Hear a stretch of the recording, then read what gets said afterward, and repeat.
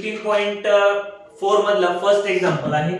त्याचे साइड्स काय काय दिलेले आहेत, ह्या साइड्स दिलेल्या आहेत आणि आपण एक शिकलेलो आहोत. हेरॉन्स फॉर्म्युला आहे. अगोदर सेमी पेरिमीटर काढायची. या तिन्ही साइड्सला ए बी सी असं समजायचं.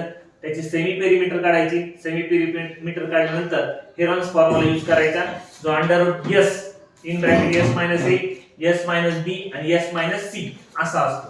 तर अगोदर आपण ए म्हणून 45 घेऊया, बी म्हणून 39 घेऊया आणि सी म्हणून 42 घेऊया. आता सगळ्यात सुरुवातीला काय काढायचे, एस काढायचे म्हणजे सेमी पेरिमीटर काढायची. जी कशी काढतो आपण, a plus B plus C upon 2.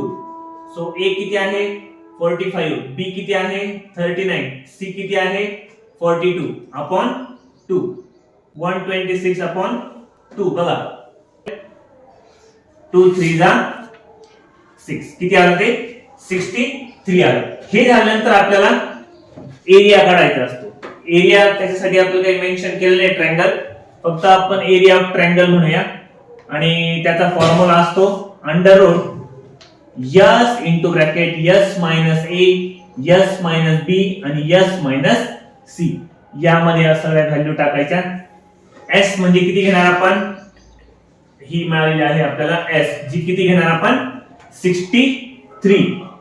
So 63 minus a काय म्हटलंय आपण 45, नंतर 63 मायनस b किती म्हटलंय 39 आणि पुन्हा 63 मायनस c म्हणजे किती 42.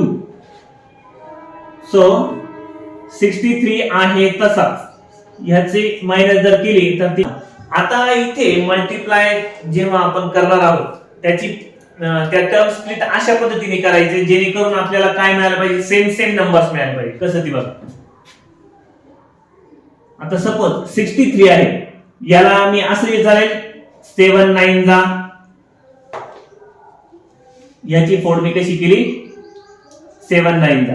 पुन्हा या 18 ची फोड मी आता कशी करतो 9 into 2. बघा 9 9 ची एक पेअर मिळाली आहे. बघूया आणखी पुढे. आता इथे 24 आहे,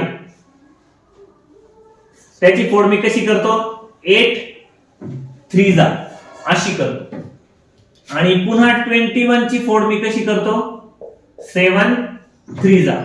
बघा बरं काही पेअर्स मिळाल्यात का. इथे आपल्याला एक पेअर मिळाली बघा, 3 3 ची पेअर मिळाली आहे, 7 ला 7 ची एक पेअर मिळाली आहे. आता राहिला प्रश्न ह्या दोघांचा. तर बघा इथे कशी मिळते, मी शेजारी व्यवस्थित लिहून घेतो. ज्या ज्या पेअर आपल्याला मिळाल्या, 7 ची मिळाली आहे, त्यानंतर 9 ची मिळालेली आहे, नंतर 3 ची एक मिळालेली आहे आणि इथे 2 into 8, 8 ला मी कसं लिहितो 2 into 2 into 2. बघा 2 2 जा 4, 4 2 जा 8. या 8 ला मी या पद्धतीने लिहिलंय, इथे मी तसं खून करतो बघा. आणि आता पेअर मिळाल्यात ह्या सुद्धा. आता स्क्वेअर रूट काढणं म्हणजे काय, या दोघांपैकी एक एक नंबर घेणं. So 7 into 9 into 3 into 2 into 2, प्रत्येक पेअर मधला एक एक नंबर घ्यायचा म्हणजे त्याचा स्क्वेअर रूट आपल्याला मिळेल आणि ह्याचं आपण मल्टिप्लिकेशन केलं की त्याचा एरिया आपल्याला मिळेल. 7 9 हा होईल 63, 3 2 जा 6, 6 2 जा 12.